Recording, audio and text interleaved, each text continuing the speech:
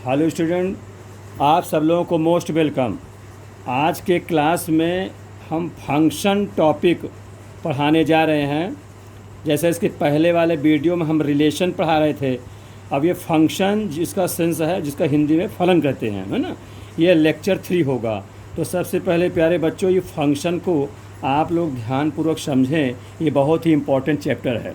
ठीक है, तो मैं इसकी डिफिनीशन लिखते जा रहा हूँ। इसको फिर वेन डायग्राम से आपको सिखाऊंगा तो अच्छे से सब कुछ समझ में आ जाएगा। ठीक है प्यारे बच्चों, वीडियो को आप लोग लास्ट तक नहीं देखेंगे तो समझ में नहीं आएगा। इधर ज़रूर समझ लीजिए, लास्ट तक देखिए तो हर छोटी बात आपके समझ में आएगी।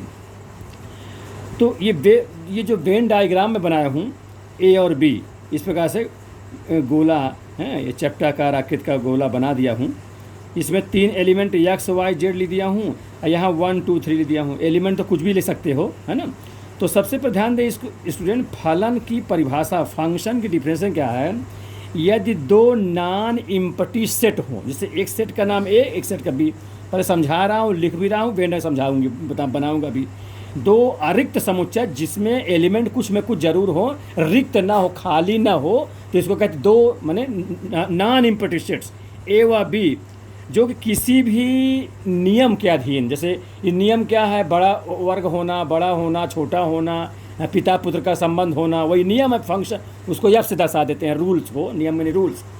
फंक्शन एफ द्वारा इस प्रकार रिलेटेड हो कि ए के इवरी एलिमेंट का संबंध जो है बी के एक निश्चित एलिमेंट, इसमें से एक निश्चित यूनिक्यू माने अद्वितीय, इफ एंड ओनली इफ, यानी एक और केवल एक, माने इधर वाले का संबंध जो है, इधर से इधर में जो संबंध हो, ए से जो बी में रिलेटेड हो, तो बी में केवल एक अद्वितीय एलिमेंट से होना चाहिए, इसके प्रत्येक एलिमेंट का।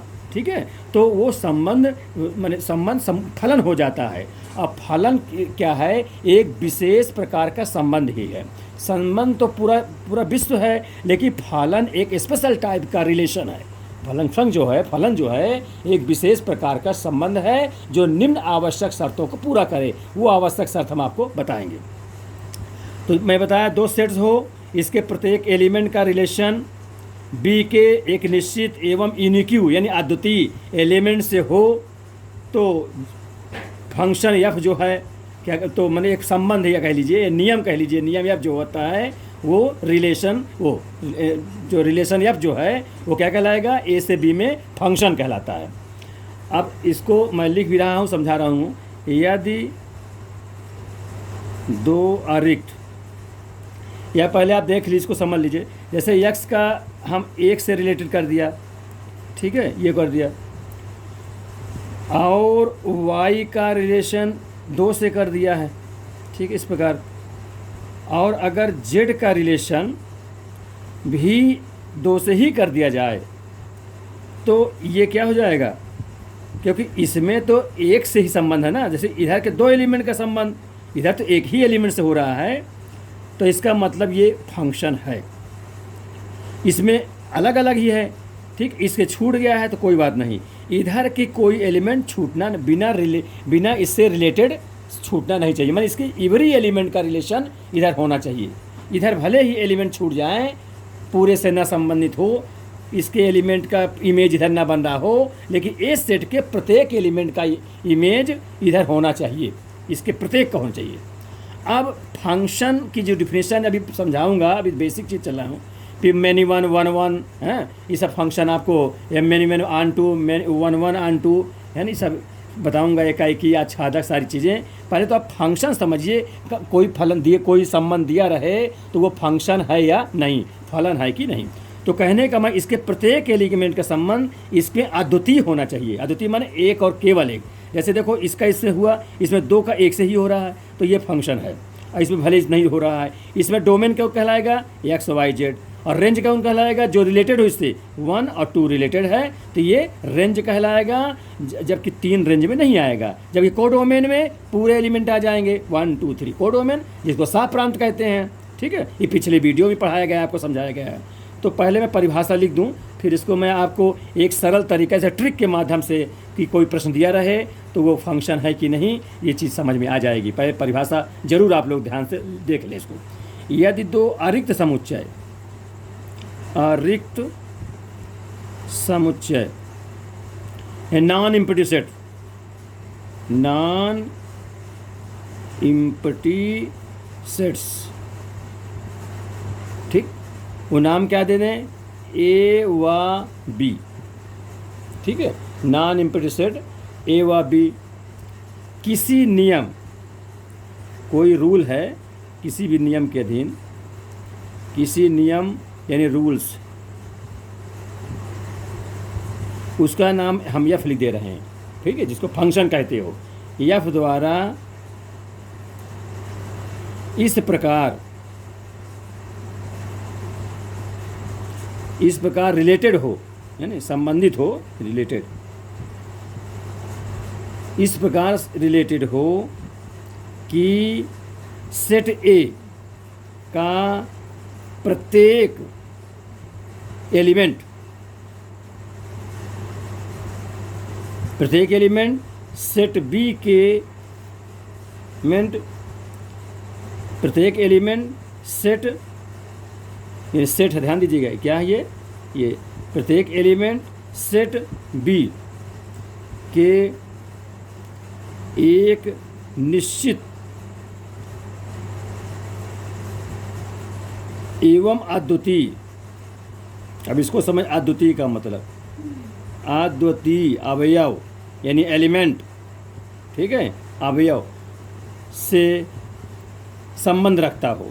अद्वितीय को स्टूडेंट इफ एंड ओनली कहते हैं। क्या कहते हैं इसको, इफ एंड ओनली इफ भी कहते हैं इसको, अद्वितीय को, यदि और केवल यदि कहते हैं। केवल एक से मतलब होता है, अद्वितीय अवयव से रिलेटेड हो, अद्वितीय अवयव से संबंध रखता हो, अवयव से संबंधित हो,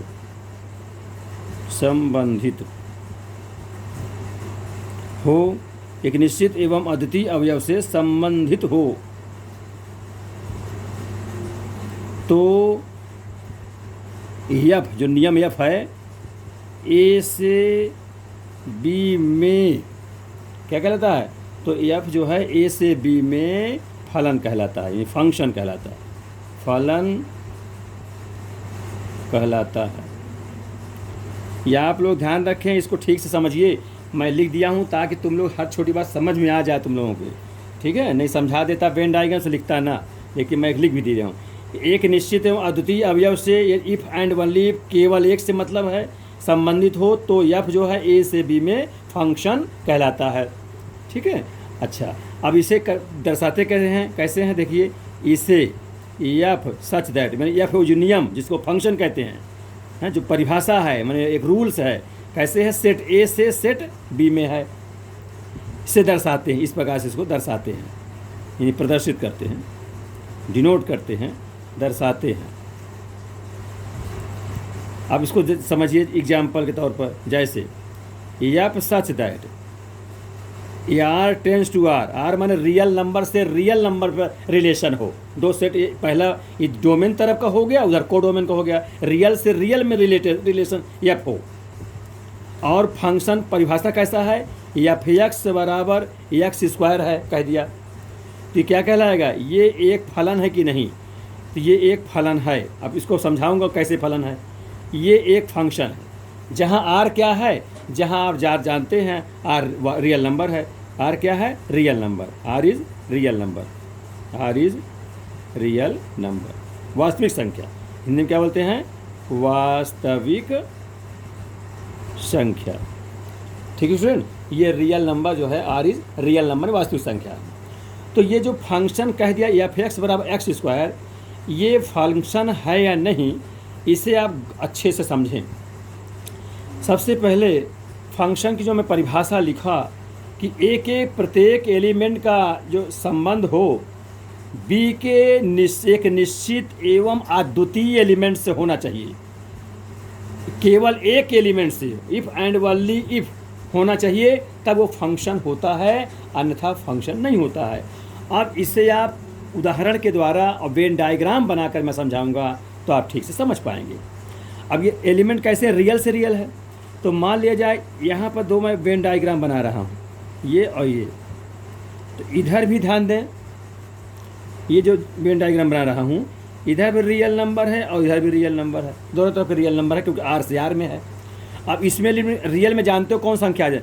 सभी rational number, irrational number, integer number, ये जितनी संख्याएं होती हैं वो सब क्या होंगी? रियल नंबर होंगी। इसमें केवल एक ही नहीं हो सकता, कॉम्प्लेक्स नंबर नहीं होगा। कॉम्प्लेक्स को छोड़ करके बाकी सभी संख्याएं रियल नंबर में आती हैं। ठीक है, तो इस मान लीजिए इसमें सभी प्रकार की गिनतियाँ भरी हुई हैं। हम कुछ निश्चित गिनती लेके चल रहे हैं, बाकी तुम समझते रहे सब गिनतियाँ हैं। मैं मान लिया एक ले लिया, अब ये इसमें देखिए रखा, क्या F1 न कहूँगा या फिर एक्स स्क्वायर है तो 1 रखूँगा तो एक का स्क्वायर तो एक ही हो जाएगा। फिर इसी प्रकार स्टूडेंट अगर मैं -1 रखूँगा, ध्यान दीजिएगा, तब भी तो -1 का स्क्वायर 1 ही हो जाएगा। तो कहने में एक का संबंध किससे? एक से है, और -1 का भी संबंध एक से ही है ना। तो कई डोमेन के कई एलिमेंट का रिलेशन को डोमेन में एक सिंगल एलिमेंट से हो रहा है, इसी को कहते हैं यूनिक्यू, अद्वितीय एलिमेंट से हो रहा है, इसलिए फंक्शन है। और ले लीजिए, जैसे आप 0 लेंगे तो आपको 0 ही मिल जाएगा, तो ये 0 लिया तो उसका संबंध 0 ही हो जाएगा। और इस प्रकार जितने चाहें बहुत सारी गिनतियां हैं, सबका संबंध हो जाएगा स्टूडेंट, तो ये फंक्शन है। कहने में जो भी 2 ले लेंगे, जैसे F2 लेंगे तो उसका संबंध कितना? 4 हो जाएगा। F-2 ले लेंगे अगर तो उसका कितना हो जाएगा? वो भी 4 हो जाएगा। इसे आप बटे में ले लें, जैसे हाफ 1/2 ले लेंगे तो 1/4 हो जाएगा।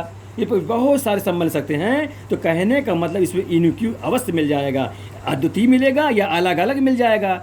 कई सेट माने डोमेन के कई एलिमेंटों का रिलेशन को डोमेन में सिंगल में हो सकता है, एक में अद्वितीय में होना चाहिए। लेकिन स्टूडेंट इसमें कि एक का संबंध इसमें कई से नहीं हो सकते, क्योंकि कई में हो जाएगा तो ये परिभाषा गलत हो जाएगी है, क्योंकि निश्चित में अद्वितीय होना चाहिए, जबकि अद्वितीय माने एक से होना चाहिए। अब इधर मैं एक ले लिया, एक एलिमेंट, जैसे मान लिया 0 है, 0 का 0 से हुआ संबंध, अब 0 का ही 1 से हो जाए या और किसी संख्या से हो जाए तो इसका मतलब एक इधर डोमेन के एक एलिमेंट का संबंध को डोमेन में कई से हो रहा है, तो अद्वितीय नहीं रह जाएगा। जब अद्वितीय नहीं रह जाएगा तो ये फिर फंक्शन नहीं कहलाएगा, क्योंकि फंक्शन की परिभाषा यही होती है कि सेट ए के एवरी एलिमेंट का संबंध जो है सेट बी तरफ एक निश्चित एवं अद्वितीय होना चाहिए, इफ एंड ओनली इफ होना चाहिए, तभी वो फंक्शन होता है। दूसरी बात मैं एक अभी आपको और भी समझाऊंगा, तो इस प्रकार स्टूडेंट समझ में आ गया होगा इस कारण से ये फंक्शन है कि कई का एक से हो रहा है या अलग अलग हो रहा है, लेकिन एक का कई से नहीं हो रहा है। तो इसको समझिए और भी एक उदाहरण के द्वारा। अच्छा, फंक्शन को आप लोग थोड़ा और समझें, ये कौन फंक्शन नहीं होता, ये भी ध्यान दें तो बहुत अच्छे से ठीक रहेगा, सारी बात समझ में आ जाएगी। एक मैं और उदाहरण दूंगा आपको फंक्शन समझाने में। ये मान लिया जाए हम इसमें कोई ऐसी गिनती लिख लें, सेट मान लीजिए ए सेट है और ये बी सेट है, ये कुछ भी लिख सकते हैं, मान लीजिए एक्स वाई जेड 1 2 3, आप स्वतंत्र हो कोई भी एलिमेंट लिखने के लिए। अब फंक्शन की डिफिनेशन में लिखवा चुका, आपको समझा भी दिया, फिर उदाहरण के द्वारा वेन डायग्राम बनाकर समझा रहा हूँ कौन फंक्शन नहीं होगा। इसको ध्यान दें, जैसे एक्स का संबंध मान लिए 1 से 1 से हो गया, एरो लगा देते हैं, और ध्यान दिए फंक्शन जो नियम है वो एफ लिख देते हैं उसके ऊपर। ठीक, ये फंक्शन मानी एक नियम है, एक्स का संबंध 1 से होना। फिर स्टूडेंट अगर यही एक्स का मानी इसके प्रत्येक का संबंध इसमें से अद्वितीय होना चाहिए, और अगर अद्वितीय नहीं हो गया, इसमें कई से संबंध हो गया, तो वो फंक्शन नहीं कहलाएगा। जैसे एक्स का 2 से हो जाए तो एक लोग इधर 2 का रिलेशन 2 से एलिमेंट से संबंध हो गया, एक एलिमेंट 2 से हो रहा है, अद्वितीय नहीं रह गया, इसलिए फंक्शन नहीं हो गया। अब फिर भले वाई का 3 से हो जाए, अलग हो जाए। अब जेड का संबंध भी मान लो 3 से हो गया। ठीक है, तो ये ध्यान दें, जैसे ये कई का तो एक, ये तो सही है, इस कारण तो फंक्शन दिख रहा है, लेकिन ये गड़बड़ कर रहा है, जो ये है इस एक एलिमेंट का कई से संबंध हो रहा है, इसलिए फंक्शन नहीं है। तो ये देखा हुआ है नॉट फंक्शन, लिखेंगे नॉट फंक्शन। ठीक, अब स्टूडेंट इसको आप याद रखें अच्छे तरीके से। इसके लिए हम आपको एक ट्रिक्स बताएं, वो ट्रिक्स ध्यान रखेंगे तो कभी समस्याएं नहीं आएंगी, प्रश्न आप देखते ही बता देंगे कि फंक्शन है या नहीं। देखिए इसमें ट्रिक्स में ये बता रहा हूँ, जो डोमेन तरफ के एलिमेंट हैं उनको मैं लोग समझूंगा, प्यूपिल PEOPLE, पीपल माने मनुष्य कहें या लोग कहें, पब्लिक कहें, ठीक है, इधर लोग समझेंगे। और जो कोडोमेन तरफ के एलिमेंट, सेट बी के एलिमेंट जो हैं उनको हम बोट समझेंगे, BOAT, बोट माने नाव। ये एक ट्रिक बनाया हूँ, इसके द्वारा आप अच्छे से समझ जाएंगे, है ना, ये ध्यान दें। तो इधर वाले को हम लोग समझेंगे और इधर वाले को हम बोट नाव समझेंगे। अब स्टूडेंट समझिए, जैसे ये इधर लोग मनुष्य खड़े हैं, इधर नाव है, तो इस पार से उस पार होने गंगा जी हैं, तो इस पार से उस पार पार होना है आपको।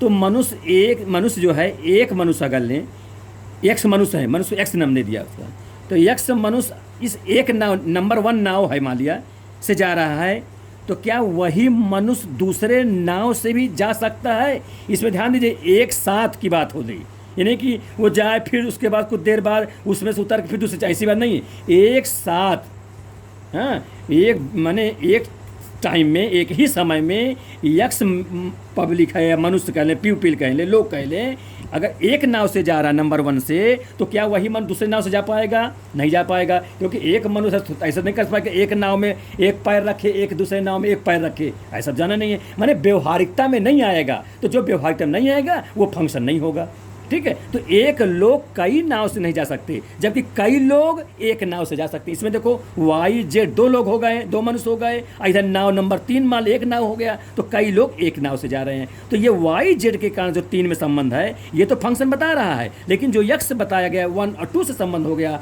माने अद्वितीय से नहीं रह गया, कई से अलग अलग हो गए सेट बी तरफ, इसलिए फंक्शन नहीं हो गया। तो लोग और नाव, बोट, प्यूपिल और बोट आप याद रखेंगे तो आप कोई समस्या नहीं आएगी, प्रश्न को देखते ही हल कर लेंगे, और मैं इसको उदाहरण द्वारा समझाऊंगा, ठीक है। तो इस प्रकार से ये फंक्शन नहीं हो गया, फंक्शन नहीं हुआ। इसी प्रकार से आप और ले लें, जैसे एक फंक्शन या फिर एक्स ले लिया और इसको लेते एक्स क्यूब, और ये रिलेटेड कैसे है, रियल से रियल में है। अब आपको बताना ये फंक्शन है कि नहीं। अब स्टूडेंट समझिए, अब वेन डायग्राम से अगर समझते हैं तो तुरंत आपको बहुत अच्छे से समझ में आ जाएगा। ये वेन डायग्राम रियल से रियल है, तो रियल से रियल लिख देंगे इधर, ठीक है। अब एलिमेंट कैसे भेजा, रियल से रियल, अब बता ही चुका हूँ, ये कॉम्प्लेक्स छोड़कर बाकी सब संख्याएं वास्तविक संख्या रियल नंबर होती हैं। तो इसमें कुछ मैं एलिमेंट ले रहा हूँ, बाकी उसको समझ जाओगे तो आप सब ले सकते हो, बटे डिवाइड वाले, माने rational, irrational, integer, non integer, सारी संख्याएँ उसमें हो जाती है, नेगेटिव पार्ट सब कुछ हो जाएगी। केवल नहीं हो तो आई वाले नहीं होंगे, आयोटा जिसे कॉम्प्लेक्स नंबर कहते हैं। मान लीजिए 1 ले लिया तो 1 का रिलेशन 1 से ही होगा, क्योंकि इसमें रखेंगे जब तो 1 का क्यूब 1 होगा। अगर -1 लूँगा तब क्या हो जाएगा, -1 हो जाएगा, तो इधर -1 हो जाएगा, ठीक है, क्योंकि पावर क्यूब है, विषम है। ये यहाँ एफ लिख देंगे, या माने वही फंक्शन यानी रिलेशन या नियम, रूल जो भी कह दीजिए। फिर इसी पे स्टूडेंट अगर सब लेते जाए 2 लेंगे तो कितना हो जाएगा, 8 हो जाएगा। अगर -2 लेंगे तो -8 हो जाएगा। इस प्रकार एरो लगाते चले, ऐसा है ना, इसका सिंबल है इस प्रकार से करने का। डिवाइड में जैसे 1/2 ले लेंगे तो कितना हो जाएगा, 1/8 हो जाएगा, ठीक है, 1/8। अब -1/2 ले लेंगे तो -1/8 हो जाएगा, -1/8 हो जाएगा। तो कहने का मतलब इसमें बहुत सारी गिनतियाँ, इसमें बहुत सारी गिनतियाँ आप ले लेंगे। आप देखें क्या इस ऐसी शर्तों को पालन कर रहा है कि एक एलिमेंट कई से संबंध हो रहे हैं, ऐसा नहीं हो सकता ना। कई, इसमें कई का एक से हो जाएगा। अब यहाँ तो सब एक ही दिख रहे हैं, ये हो भी सकता है, लेकिन एक का कई से नहीं होना चाहिए। कई का माने डोमेन के कई एलिमेंट का को डोमेन तरफ सिंगल एलिमेंट से हो जाए तो वो फंक्शन माना जाएगा।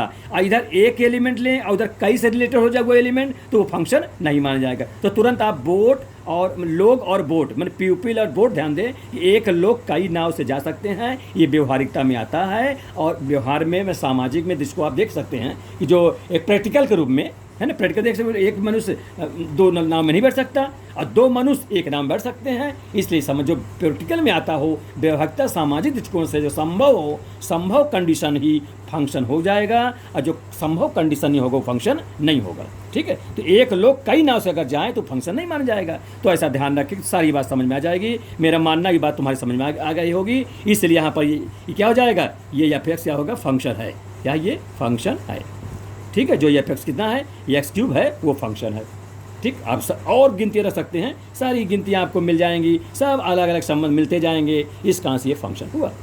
अब इसके बाद हम आपको सिखाएंगे फंक्शन, यानी फंक्शन का डोमेन क्या है, कोडोमेन क्या है और रेंज क्या है, ये आप ध्यान रखें। यानी डोमेन आपको सिखाएंगे, डोमेन, रेंज एंड कोडोमेन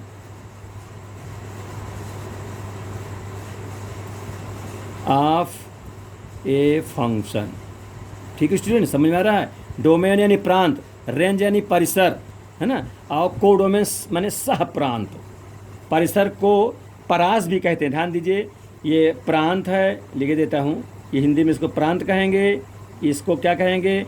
परिसर, या इसका दूसरा नाम परास भी है, ध्यान दीजिएगा, परास। और इसको सह प्रांत कहेंगे। ये तीन बातें ध्यान रखिए, ये तीनों आपको बताने हैं। प्रांत क्या है, परिसर क्या है, और कोडोमेन क्या है। ठीक, तो इसके डेफिनेशन के द्वारा आपको मैं समझाऊं, फिर एग्जाम्पल दे दूं, तो अच्छे से आपके समझ में बात आ जाएगी। तो मान लिया जाए कोई फंक्शन है, फंक्शन या सच दैट ए से बी में है। ठीक है, इस प्रकार हो कि सेट ए के एवरी एलिमेंट का सेट बी में इनक्यू इमेज रखता हो, यानी उसका प्रतिबिंब हो, रिलेटेड हो, मैंने प्रत्येक इफ एंड ओनली इफ से एक निश्चित बट इनक्यू मैंने अद्वितीय एलिमेंट से उसका रिलेशन हो, तो हम कहते हैं वो फंक्शन है। और इधर के सेट ए के सारे एलिमेंट को डोमेन कहते हैं, और इधर के ऐसे एलिमेंट, सेट बी के ऐसे एलिमेंट जो सेट ए से रिलेटेड हों, वो परिसर होगा या परास होगा, जिसको इंग्लिश में रेंज कहते हैं। और जो सेट ए से रिलेटेड नहीं होगा वो परास परिसर नहीं होगा, वो क्या होगा फिर? वो कोडोमेन हो जाएगा, यानी सह प्रांत कहेंगे। इस प्रकार से है, तो इसको मैं लिख देता हूँ। ये इस प्रकार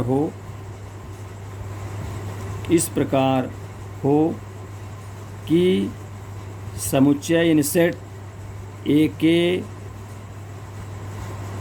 प्रत्येक अवयव का बी में एक अद्वितीय, समझ लो बेटा, अद्वितीय इफ एंड ओनली इफ, केवल एक निश्चित हो, एक अद्वितीय प्रतिबिंब हो, अद्वितीय प्रतिबिंब यानी इनक्यू इमेज, यानी अद्वितीय प्रतिबिंब यानी इनक्यू इमेज। ठीक है, अद्वितीय इमेज रखता हो या हो तो, ठीक, अद्वितीय, ये बहुत इंपॉर्टेंट है। अगर अद्वितीय प्रतिबिंब नहीं होगा तो फंक्शन ही नहीं होगा, और जब फंक्शन नहीं होगा तो डोमेन रेंज किसका निकालोगे? पहली बात तो फंक्शन बताना जरूरी है, फंक्शन जब है तभी तो डोमेन रेंज और कोडोमेन बताओगे। जब फंक्शन ही नहीं है तो आप उसमें बताने की आवश्यकता ही नहीं है, न पूछना ही करेगा, इसलिए सबसे पहले फंक्शन डिफाइन करेंगे। तो हो तो सेट ए के सभी एलिमेंट, सेट ए के सभी एलिमेंट को फंक्शन एफ का क्या कहते हैं? डोमेन कहते हैं। ठीक है, डोमेन कहलाता है, यानी प्रांत। सेट ए के सभी एलिमेंट को एफ का डोमेन होता है, यानी प्रांत होता है या कहलाता है। ठीक है, अच्छा, एक शर्त और हो, इस समुच्चय ए के सेट ए के प्रत्येक अवयव का बी में एक अद्वितीय प्रतिबिंब हो, यानी सेट ए के कोई, ये सेट इधर वाला ये है, कोई इसमें छूटा नहीं होना चाहिए। इधर के सभी एलिमेंटों का इधर रिलेशन होना चाहिए। इधर भले छूट जाए सेट बी तरफ, लेकिन ए तरफ नहीं छूटना चाहिए। अगर छूट जाएगा तो फिर फंक्शन ना डिफाइन हो जाएगा फिर। ठीक है, ध्यान दीजिए, फंक्शन डिफाइन नहीं रहेगा। तो सेट ए के सभी अवयव का यह प्रतिबिंब हो, ठीक है। अच्छा, तो एफ का तो सेट ए के सभी अवयव को एफ का क्या डोमेन होता है, तथा सेट बी के संपूर्ण अवयव को, ठीक है, क्या कहते हैं? संपूर्ण अवयव को सहप्रांत कहते हैं। लेकिन परिसर पहले बता दूं, परिसर तथा समुच्चय बी के उन सभी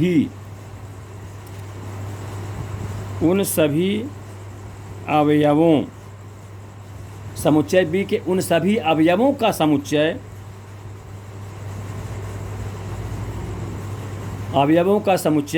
सेट्स जो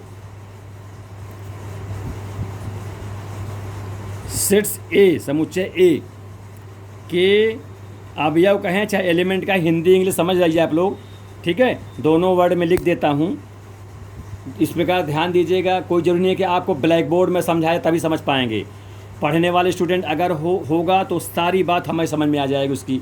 मैं हर छोटी बात समझा रहा हूँ, इसलिए ब्लैक बोर्ड और कॉपी में डिफरेंस ना समझते हुए प्यारे बच्चों आप इसको ठीक समझे कि कच्चर समझें। और जहाँ कोई दिक्कत हो आप कमेंट बॉक्स में मुझसे ज़रूर पूछें, ठीक है। मैं इसलिए सबको लिख रहा हूँ ताकि तुम्हारी रिलेशन जो फंक्शन जिसको बच्चे कठिन मानते हैं वो कठिन ना लगे, वो बिल्कुल आसान करने का मेरा पूरा प्रयास है। अब मैं उसे आसान करके तुम लोगों को समझा रहा हूँ। तो तथा बी के उन सभी अवयवों का समुच्चय जो समुच्चय यानी सेट्स, समुच्चय ए के अवयवों से, सेट ए के अवयवों से क्या रखता हो, इमेज यानी प्रतिबिंब रखता हो, प्रतिबिंब। अब प्रतिबिंब समझ रहे, प्रतिबिंब रखता हो, प्रतिबिंब मान उसका इमेज हो, किसका, सेट ए के प्रत्येक एलिमेंट का इमेज सेट बी में हो, ठीक है। बी में भले छूट जाए लेकिन सेट ए के सभी अवयव का इमेज मैंने प्रतिबिंब बी में होना चाहिए, ठीक है। तो सेट ए के अवयवों से प्रतिबिंब रखता हो तो उसे फलन या क्या कहते हैं, परिसर कहते हैं। इसको फिर समझिए परिसर को, कि बी के उन सभी अवयव है ना, सेट ए के नहीं, सेट बी तरफ, सेकंड तरफ की, बी के उन सभी अवयवों, ध्यान दो लिखा हूँ, बी के उन सभी अवयवों का समुच्चय जो समुच्चय ए के अवयवों से प्रतिबिंब रखता हो। ध्यान दीजिए, मेन बात है, जो सेट ए के अवयवों से क्या रखता हो, प्रतिबिंब रखता हो। जो प्रतिबिंब न रखता हो वो नहीं बनेगा, वो परिसर नहीं होगा। जो सेट ए के अवयवों से क्या रखता हो, प्रतिबिंब रखता हो, उसे क्या कहते हैं, उसे फलन एफ का परिसर कहते हैं, ठीक है स्टूडेंट। देखिए उसे जो है, उसे फलन एफ का परिसर या परस है ना, एक ही बात है, जिसको अंग्रेजी में क्या बोलते हैं, रेंज, ठीक है, रेंज कहते हैं, ठीक है स्टूडेंट। ये तो आपको मैं परिसर बताया, और परिसर मेन है इसका, और कोडोमेन जो बताया सह प्रांत बताने जा रहा हूँ। सह प्रांत बड़ा इजी है, सेट बी के सभी जितने संपूर्ण अवयव हो, चाहे रिलेटेड हो चाहे नॉन रिलेटेड हो, बस सेट बी में जितने बैठे हों वो सब तुम्हारे सह प्रांत हो गए, कोडोमेन हो गए। तथा समुच्चय बी, सेट बी के सभी अवयव एलिमेंट सह प्रांत कहलाता है, सह प्रांत कहलाता है। अब देखिए, इसमें नहीं लिखा हूं कि रिलेटेड हो, इसमें कोई मतलब रिलेशन से समुच्चय बी के जितने भी अवयव बैठे हों सह प्रांत कहलाएगा, चाहे वो रिलेटेड हो, चाहे माने ए से रिलेटेड हो चाहे ना रिलेटेड हो, केवल बी में जितने उपस्थित रहेंगे वो सब हमारे सह प्रांत यानी कोडोमेन कहलाएंगे, ठीक है। इस प्रकार से अब था इसको। अच्छा, परिसर को सांकेतिक रूप में कैसे लिखा जाए, इसको देखिए आप लोग। परिसर हम इसको आर से भी दर्शाते हैं, रेंज है ना, आर होता है, ये रियल नंबर भी समझे जाइए, इसलिए हिंदी में लिख दिया हूँ। परिसर आर बराबर, अब देखिए जो परिसर होता है वो एफ एक्स होता है, क्योंकि जब यक्स में माने सेट ए से यक्स का मान रखेंगे तो सेट बी में उस नियम के तहत जो फंक्शन एफ है उस नियम के तहत जो मान आएगा, इसका मतलब वाई वाला वैल्यू परिसर होता है, उसको हम एफ एक्स भी कहते हैं, है ना। तो F X such that X belong to A, यानी एक्स जो है ए में होना चाहिए, लेकिन जो एफ एक्स आया वही रेंज होगा, ठीक स्टूडेंट। अर्थात इसको हम क्या बोलते हैं, इसको हम वाई भी कहते हैं। ये वाई हमारा परिसर होता है, ये क्या होता है, परिसर होता है, वाई की वैल्यू या एफ एक्स कह ले इसको, ठीक है। इसको हम इस प्रकार लेते हैं डोमेन। अब ध्यान दीजिए, इसको डोमेन को शॉर्टकट में डी एफ लिख देते हैं। मैंने कोई फंक्शन एफ है उसका डोमेन बताना है तो डी एफ डोमेन क्या होगा, डोमेन सेट ए के एलिमेंट होते हैं, ठीक है। तो उसको कैसे सेट ए को एक्स मान लिया जाए, तो एक्स सच दैट। अब जबकि एक्स वाई कैसे होना चाहिए, ऑर्डर पेयर में है, वो किस में हो, बिलोंग टू एफ, एफ माने फंक्शन में बिलोंग है, तो पहला जो एलिमेंट है वो आपका क्या डोमेन कहलाएगा, ठीक है। अब इसका जो सेकंड एलिमेंट है जिसको रेंज कहेंगे, रेंज ऑफ एफ, फंक्शन का रेंज, ये शॉर्ट ट्रिक है, इसको समझिए, शॉर्ट संकेत है क्योंकि आपको जल्दी में इसी प्रकार लिखना होगा सर। तो ये क्या होगा, वाई वाला होगा, क्योंकि रेंज सेकंड तरफ जाता है, सेकंड तरफ का होता है, बशर्ते ही हो कि इस सेट ए से रिलेटेड हो। तो Y such that X Y belong to क्या चीज़, फंक्शन एफ। ठीक है स्टूडेंट, इस प्रकार से ये हो गया। अब इससे हम एक उदाहरण ले लें, एग्जाम्पल देखिए। मान लिया एक फंक्शन है सच दैट, मैंने इस प्रकार से उसका रूल है एन से एन में, नेचुरल एन माने नेचुरल नंबर, जिसको प्राकृतिक संख्या यानी तो ना, सब प्राकृतिक संख्या 1 से शुरू होता है, 1 2 3 से लेकर इनफाइनाइट तक। और फंक्शन डिफाइन है F X is equal to 4x और for every X belong to natural number, N में है, सम्मिलित है वो। तो इसका क्या बताना है, डोमेन बताना है ना, कोडोमेन बताना है और रेंज बताना है। डोमेन, कोडोमेन, रेंज, ये तीनों चीज़ आपको फाइंड आउट करना है।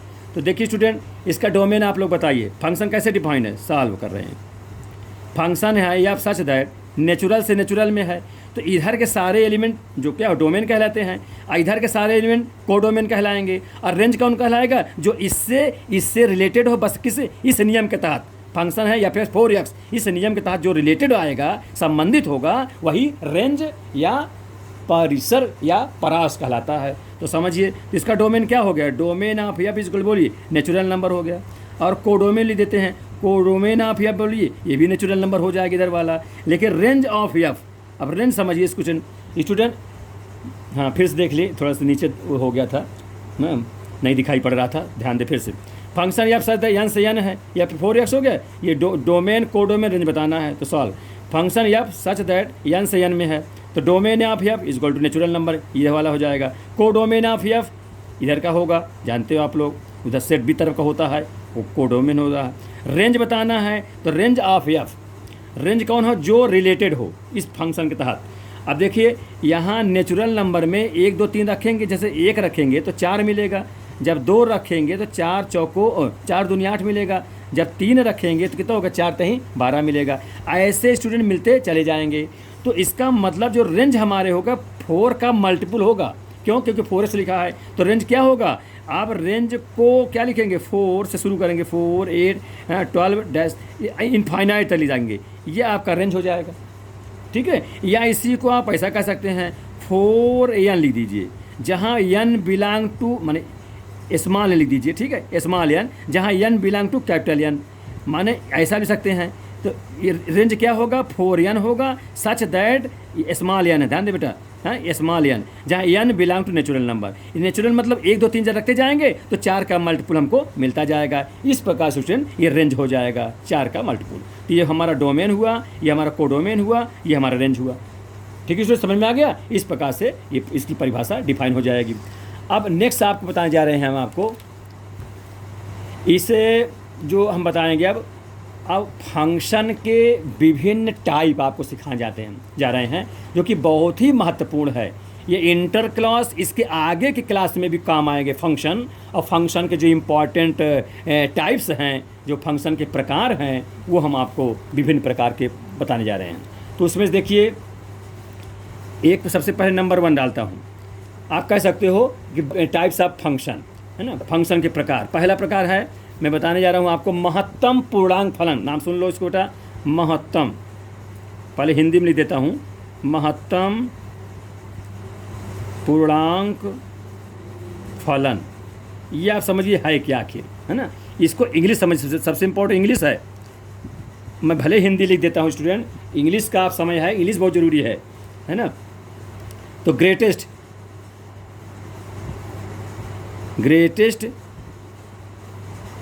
इंटीजर और फंक्शन, ये महत्तम पूर्णांक फलन, इसको आप लोग ठीक से समझें। ग्रेटेस्ट इंटीजर फंक्शन, इसको संक्षेप में GIF ऐसा भी लिखा जाता है, ठीक है, कैपिटल अक्षर में दे, इसी के अर्थ में संक्षेप में GIF ऐसा लिखा मिल जाता है, एक ही बात है ना, ऐसे एक दोनों से GIF, greatest integer function.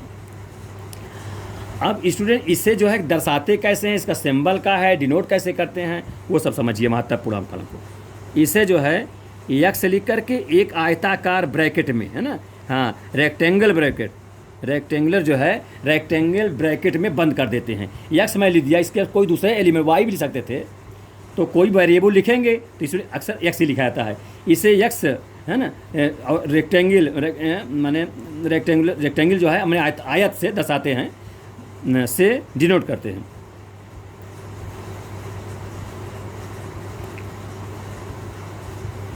Denote यानी प्रदर्शित करते हैं।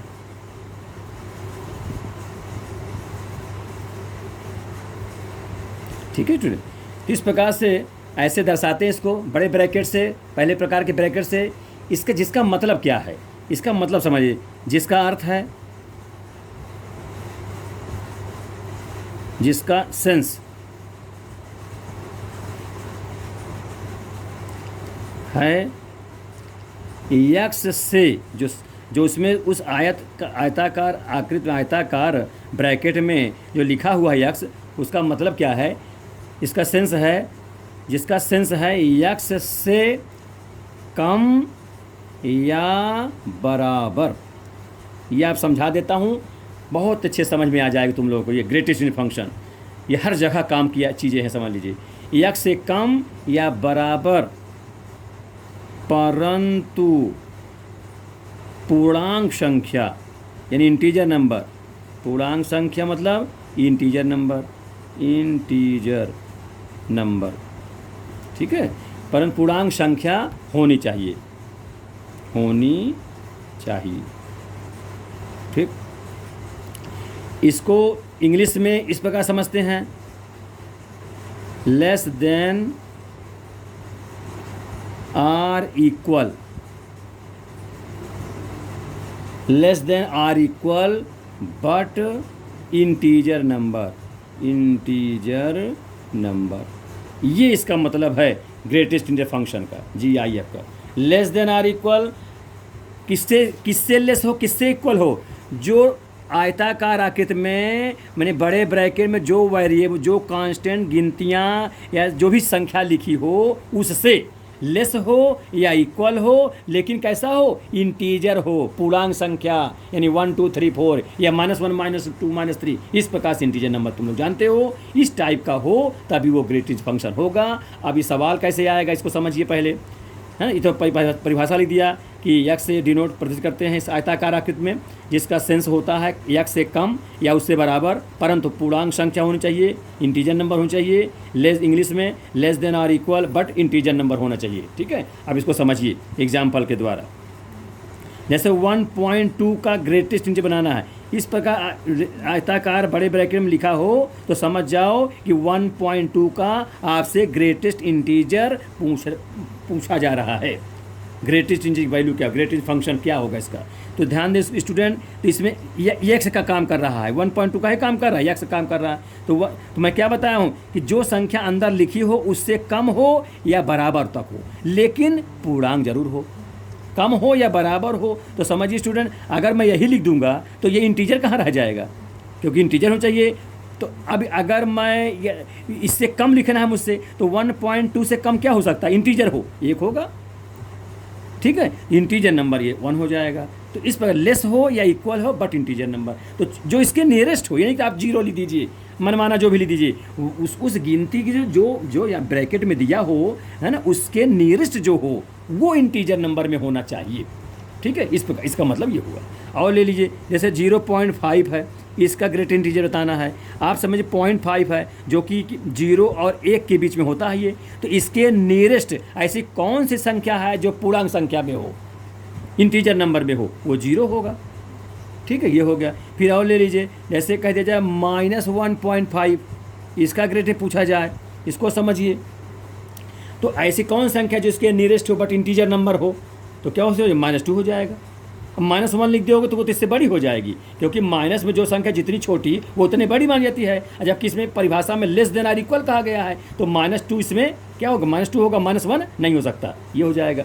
फिर देखिए -2 ले लिया जाए। अब 2 स्टूडेंट ये तो खुद ही इंटीजर नंबर है, इसलिए ये इसी के बराबर हो जाएगा, क्योंकि लेस आर इक्वल, अब देखिए इक्वल, यहाँ पे इक्वल की शर्त लागू हो रही है, इक्वल 2 है, 2 के बराबर लिख देंगे। अब थोड़ी यहाँ 1 लिखेंगे, क्योंकि ये तो खुद ही इंटीजर नंबर है, तो कम क्यों लिखेंगे, लेस देन आर इक्वल कह दिया बट इंटीजर नंबर, ठीक है, ध्यान रखिएगा। -5 कह दे ग्रेट इंटीजर, तो ये भी इंटीजर नंबर है नेगेटिव में, तो ये भी -5 हो जाएगा। ये कम ज़्यादा नहीं होगा, तो पूरा है। 0 कह दिया जाए तो 2 का 2 ही होगा। -5 का ध्यान दीजिए, 2 तो इंटीजर नंबर खुद ही है, तो 2 ही होगा। -5 का तो -5 इंटीजर नंबर है नेगेटिव में, तो ये -5 हो जाएगा। अब 0 की सुन देखिए, 0 के क्या हो जाएगा, 0 0 भी इंटीजर है, तो 0 का 0 ही रहेगा। ठीक है। और ले लीजिए, मान लीजिए -0.3 ले लीजिए, कुछ भी आप भिन्न भिन्न उदाहरण ले सकते हैं स्टूडेंट। अब इसको समझिए, ये क्या है, -1 और 0 के बीच में है, तो इसमें से क्या होगा, इससे कम क्या हो सकता है, बट इंटीजर हो तो -1 हो जाएगा। इस प्रकार स्टूडेंट ये आपको मैंने ग्रेटेस्ट इंटीजर फंक्शन की डिफिनेशन बताया, एग्जाम्पल के द्वारा मैं इसको आपको समझाया। ये मेरा मानना है कि आप लोगों को ठीक से समझ में आ गया होगा। जहाँ कोई प्रॉब्लम हो अगेन पूछिएगा फिर से। अब इसको कुछ प्रॉपर्टी लिख दूंगा। प्रॉपर्टी देखिए, चलिए प्रॉपर्टी। अब प्रॉपर्टी देखिए, एक्स के ग्रेटेस्ट ऐसे लिख देते हैं ना, इस प्रकार इस नोटेशन है। अब इसमें कौन सी गिनती होनी चाहिए हमेशा, इक्वल किसके बराबर, इंटीजर नंबर होना चाहिए, एन होना चाहिए। जहाँ एन क्या होगा, एन बिलोंग टू आई होगा, इंटीजर नंबर। हर कीमत पर इंटीजर अवश्य होगा, ध्यान दीजिएगा, बशर्ते लेस देन आर इक्वल होता है, जानते ही आप लोग। इसी प्रकार से प्रॉपर्टी नंबर 1, प्रॉपर्टी नंबर 2 कह दूंगा कि -x का ग्रेट इंटीजर हो, माइनस ग्रेट इंटीजर, तो क्या होगा, तो -x का ग्रेट इंटीजर -1 हो जाएगा, क्योंकि इसी तरह सब होगा। ध्यान दीजिए, जैसे -1.5 है तो आपने कितना कहा, -2 कहा, तो -2 कैसे हुआ होगा, इससे कम न हुआ होगा, तो माइनस बाहर करेंगे। मान लीजिए इसका आप कर सकते हो, उदाहरण से मैं समझा सकता हूँ इसी को, -1.5, इसको आप समझिए ठीक, -1.5 को, तो इसको आप समझें तो कैसे मैं कहूँगा, तो सबसे पहले ध्यान दें, माइनस बाहर कर लीजिए, तो माइनस बाहर कर लिया, 1.5 लिख दिया, ठीक, ये कर दिया, ऐसे लिख दिया, और फिर -1 कर देंगे, जैसे कहा है रूल में, इस प्रकार। अब देखिए इसका क्या होगा, समझिए इसको कितना होगा, ये तो माइनस बाहर है, इससे कोई लेने देन नहीं है, तो माइनस होगा। 1.5 का ग्रेटेज क्या होगा, बोलिए आप लोग, है ना, इससे कम हो बट इंटीजर हो, ये तो 1 हो जाएगा। ये माइनस अपना बाहर लिखा ही है, ये माइनस हो जाएगा, तो कितना हुआ स्टूडेंट बताइए, -2 हुआ ना, -2। आइए इससे भी डायरेक्ट आप कह सकते हो -2, या इसके इस नियम के तहत कह सकते हो, -s से ग्रेट इंटीजर हो तो माइनस बाहर कर दीजिए, x का ग्रेट इंटीजर और उसमें -1 सब्ट्रैक्ट कर घटा दीजिए। तो इस प्रकार से पहले ये माइनस बाहर किया, 1.5 ग्रेट इंटीजर किया, उसमें -1 सब्ट्रैक्ट कर दिया, तो इसका आपका -1 हो जाएगा, माइनस लगा है 1, इसका 1 होगा तो 1 लिखा, और माइनस लगा तो -2 हो जाएगा। ठीक है स्टूडेंट, ये समझ लीजिए। एक तीसरा और है रूल, इसको समझ लीजिए, यानी x प्लस m का ग्रेट इंटीजर हो, ये आयताकार है, ध्यान दीजिएगा, तो x का अलग हो जाएगा ग्रेट इंटीजर, और m जो है ये संख्या जो होगी m वो अपना अलग हो जाएगा, यानी x का ग्रेट इंटीजर प्लस m। ठीक है, जहाँ m क्या होगा, m कोई भी संख्या हो सकती है, बशर्ते इसमें जो x ये निकालेंगे ये तो ग्रेट इंटीजर में होना चाहिए। ठीक, इस प्रकार से 3 प्रॉपर्टी, पहली, दूसरी और तीसरी। ठीक है स्टूडेंट, ये आप ध्यान से समझें, ये बहुत इंपॉर्टेंट है। और इसका स्टूडेंट ध्यान दें, डोमेन और रेंज भी होता है। क्या चीज़, डोमेन और रेंज। मैं थोड़ा सा यहाँ बता देता हूँ, डोमेन रेंज क्या होगा। अब डोमेन रेंज अब समझिए, तो इसको समझिए, डोमेन क्या होगा, डोमेन ऑलवेज क्या होगा, डोमेन तो ऑलवेज क्या हो सकता है, रियल नंबर हो सकता है। तो इसका डोमेन ध्यान दें, डोमेन ऑफ ग्रेटेस्ट फंक्शन ऐसे लिख देता हूँ, चलिए, है ना, क्या होगा, रियल नंबर। क्यों, क्योंकि इसमें तो इसके अंदर तो हर प्रकार गिनती हो सकती है ना स्टूडेंट, समझिए इसको ठीक से, है ना। लेकिन रेंज इसको समझिए, हाँ, रेंज क्या होगा, रेंज तो क्या होगा, रेंज इंटीजर नंबर, क्या रेंज क्या होगा, इंटीजर, आई कहें अथवा इसे जेड भी कह सकते हैं। ठीक है, रेंज, क्योंकि रेंज जो निकलता है वो हमेशा पूर्णांक संख्या में निकल रहा है। अब डोमेन तो कोई भी गिनती ले सकते, दशमलव में, माइनस में, प्लस में, सब हो सकता है। इसलिए student maximum greatest integer function का, है ना, जो ग्रेटेस्ट फंक्शन है उसका जो डोमेन होता है वो रियल नंबर होता है, जबकि रेंज जो होता है इंटीजर नंबर हो सकता है, वो नेगेटिव पॉजिटिव कुछ भी हो सकता है। इस प्रकार स्टूडेंट ये बहुत इंपॉर्टेंट था, महत्तम पूर्णांक फलन। नेक्स्ट में इसके फंक्शन क्या और टाइप में, सिग्नम फंक्शन, मॉडुलस फंक्शन और आइडेंटिटी फंक्शन, तरह तरह के सब सिखाऊंगा आप लोगों को। इतना आप लोग ध्यानपूर्वक समझें, अच्छे से करें। और आप लोग स्टूडेंट ये कहना है कि आप लोग वीडियो को लास्ट तक देखें और अपने इष्ट मित्रों को भी शेयर करें, और हर चीज़ समझ में आवे, जिससे कि अच्छे समझा नोट्स बना लें, है ना। और आपको वीडियो पसंद आवे तो उसको लाइक सब्सक्राइब आप जरूर किया करें, जिससे हर नए वीडियो पर नोटिफिकेशन आप लोग को मिलता रहे। ठीक है प्यारे बच्चों, ठीक है, इतना आप लोग पढ़िए, नेक्स्ट आपको अगले वीडियो पढ़ाएंगे। Thank you.